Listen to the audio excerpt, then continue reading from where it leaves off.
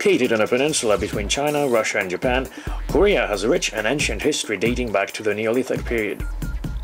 Shaped by thousands of years of conflict, as well as peaceful interaction with its massively influential neighbors, the land is a fascinating corner of the world.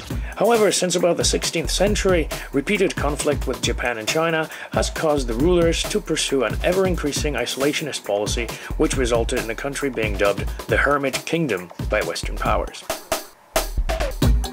After several hundred years of relative peace, in 1910 Korea was annexed by Japan and remained so until the end of World War II in 1945. Much like the partition of Germany, the active players in the Pacific War theater split Korea along the lines of their respective territorial control. Thus, in 1945, the Soviet Union agreed to accept the surrender of Japanese weaponry north of the 38th parallel, and the United States took the surrender south of it. What seemed like a minor administrative decision by Allied armies soon became the basis for the division of Korea by the two superpowers, exacerbated by their inability to agree on the terms of Korean independence. The now quarreling superpowers installed puppet regimes sympathetic to them on both sides of the 38th parallel, and things got ever more heated up. Soon the whole mess turned into a proxy war between the Soviet Union, the United States, and the now communist China. And, as is usual in these cases, the civilian population took the brunt of the horror, with an estimated 2.5 million people dead. Additionally, about 80% of all infrastructure was destroyed, putting Korea in the same GDP category as the poorer African nations. The main combat operations of the Korean War lasted for 3 years, and shortly after an armistice treaty was signed in 1953, the North, now a completely separate state fully backed by China and the Soviet Union, began its ultimate isolationist policy, bringing back the moniker Hermit Kingdom. Within the walls of the kingdom emerged a royal family of sorts, headed by the so-called great leader Kim Il-sung. Wielding absolute power derived from his version of the Communist Manifesto in one hand and a 9mm pistol in the other, the eternal president, in a fashion more Stalinist than Stalin's, ruthlessly destroyed any and all opposition within the country. North Korea, sealed from the outside world, became one grand uber-Stalinist theme park where Kim Il-sung and now his son Kim Jong-il became total, all-powerful and all-knowing gods. Even though it has been almost 60 years since the Korean War, the whole country is overrun by a siege mentality with a constant flood of stories about evil American imperialist pigs and Japanese devils trying to plot against the motherland. Fortunately, to counteract these Lord of the Rings-like evils, the wizard Kim Il-sung created his version of self-reliant communism called Juche, which made North Korea into a perfect country. At least in that book. The Juche idea identifies the Korean masses as the masters of the country's development. From the 1950s to the 1970s, Kim Il-sung elaborated the Juche idea into a set of principles that the government claims to use to justify its policy decisions. Among these are independence from great powers, a strong military posture, and reliance on Korean national resources. Symbolized by a flame, sometimes translated as spirit of self-reliance and interpreted as always putting Korean things first, it failed horribly to make a real impact on North Korea. While indeed Korea has a sizable military, it has been and is extremely dependent on the great powers it seems to fear so much. Also, there is no significant reliance on national resources, as the decades of well-organized mismanagement have left North Korea in shambles and at the mercy of China. According to Kim Il-sung, the Juche idea is based on the belief that man is the master of everything and decides everything. It is absolutely correct, except that in this case, man meant Mr. Kim himself. It is this nutty theme park that we have decided to visit. The following video collection is a collage of my own footage, as well as montage of photos and videos from other sources, which I use to have a better shot at displaying the insanity of this country. Of all the places I have been to, North Korea has to be the by far most mockable, ridiculous, and least legitimate, a pus-filled zit and a slap in the face of human decency. The zit is trying its best to cover itself up with makeup and hats, but underneath the emperor's new clothes lie ugly truths about this place and humanity's never-ending ability to slide into suicidal madness.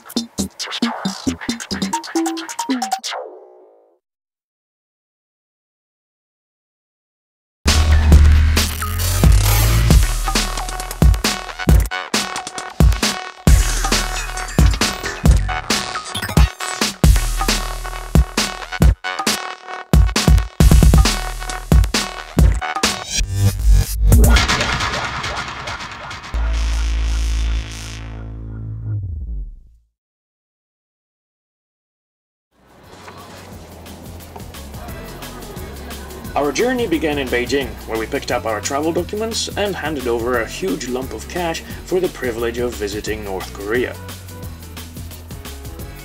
Flying with Air Koryo, the North's flag carrier, was a bit of an unnerving experience. We didn't have the privilege of flying on one of their ancient and rather junky Russian-built Il-62s, as we were lucky enough to be assigned to a fairly recent Tupolev Tu-04, which we were informed was built according to the correct Juche principle, which was a relief.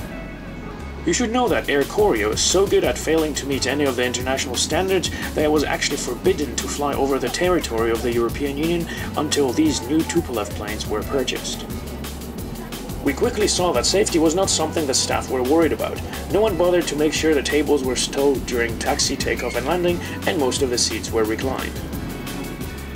In stark contrast to the in-flight meal, which was actually really nice, the in-flight entertainment was terrible. It consisted of 2 hours of singing patriotic songs about saving the precious motherland, featuring images of scenery, soldiers, and a cow. Just imagine, had Air Koryo been permitted to fly across the Pacific, and you had to watch this shit for 16 hours, halfway through you would actually be hoping for a crash. After a 2-hour flight, we touched down at the Sunan International Airport, about 25 kilometers from Pyongyang city center.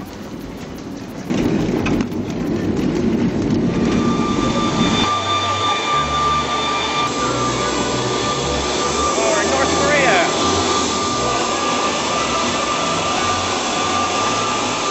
Immediately after walking onto the tarmac, we were greeted by the great leader Kim Il-sung himself.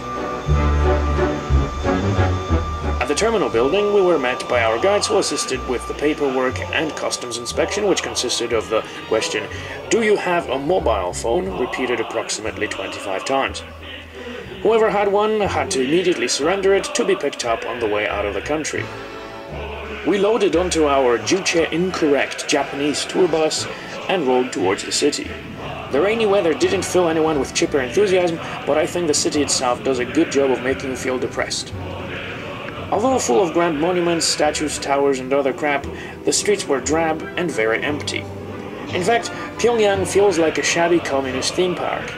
A sort of Leninland, but Leninland at closing time with only a few people drifting through the streets and the lights going out.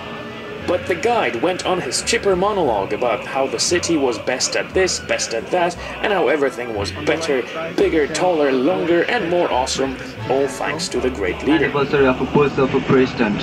So it is 16 meters high, so 11 meters higher than that in Paris.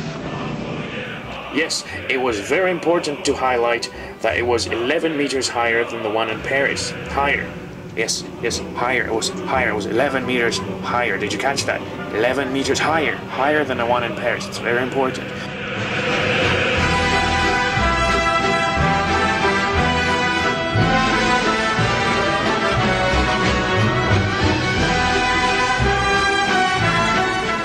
We were taken to the 170-meter, 47-story Yanggakdo Hotel, which is a massive facility with a lot of empty rooms.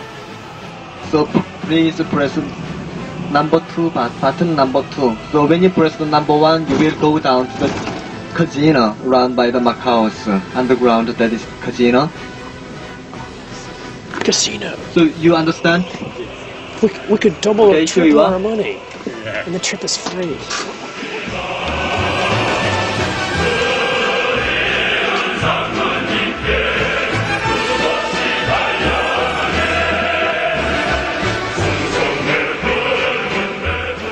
Built just for the foreigners to be infinitely impressed, the hotel lobby was a bit of a show.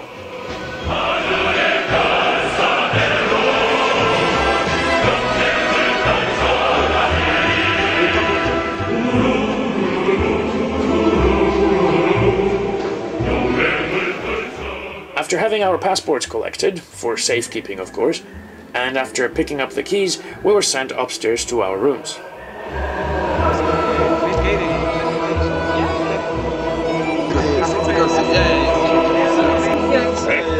What's your name?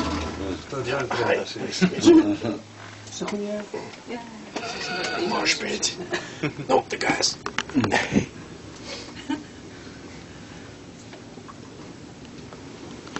It's the last time you're gonna see it.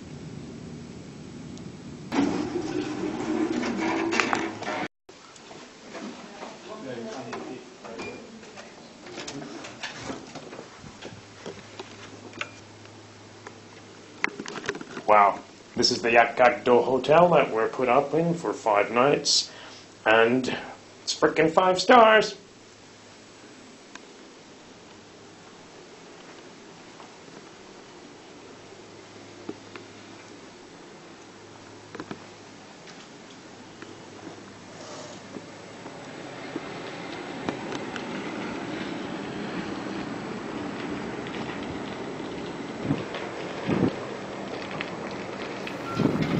I turned on the TV to see what sort of fun was playing, expecting something disappointing like Survivor or CNN. So you can imagine my excitement when I saw that every channel had some sort of a story about the dear leader Kim Jong-il. It was awesome. Mr. Kim was everywhere at once, on all channels. Okay, all 2 of them. Part of the conditions of this trip is that everything has to be paid in euro, US dollars, or in Chinese yuan. So myself and Eric are well prepared with shitloads of coins, because when you have conditions like that, it's very easy for people to say, sorry, we don't have change. If you don't have change, it doesn't matter, here's the change. We decided to snoop around and check out the hotel facilities.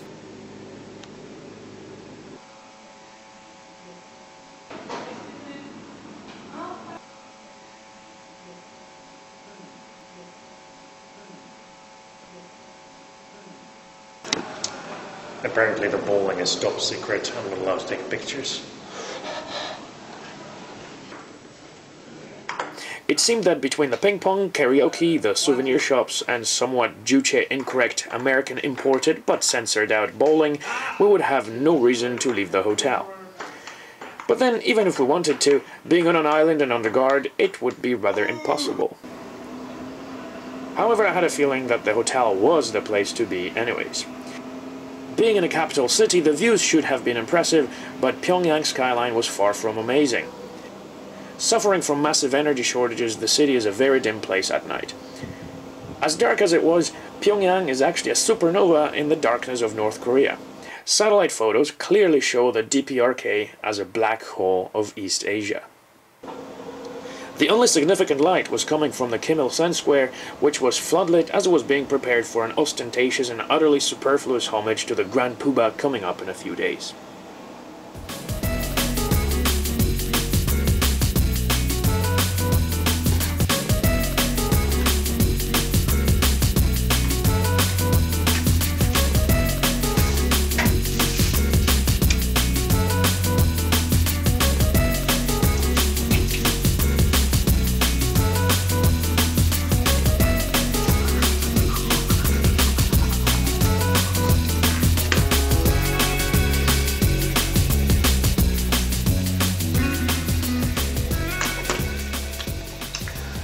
Well, day 1 in Pyongyang, very nice today. Surprisingly good hotel, although a little bit of bullshit where the guy tells us not to take pictures because people in North Korea are very shy and they'll get very offended if we took too many pictures. So, you know, clearly BS, but just gotta play the game and enjoy the holiday. See you tomorrow.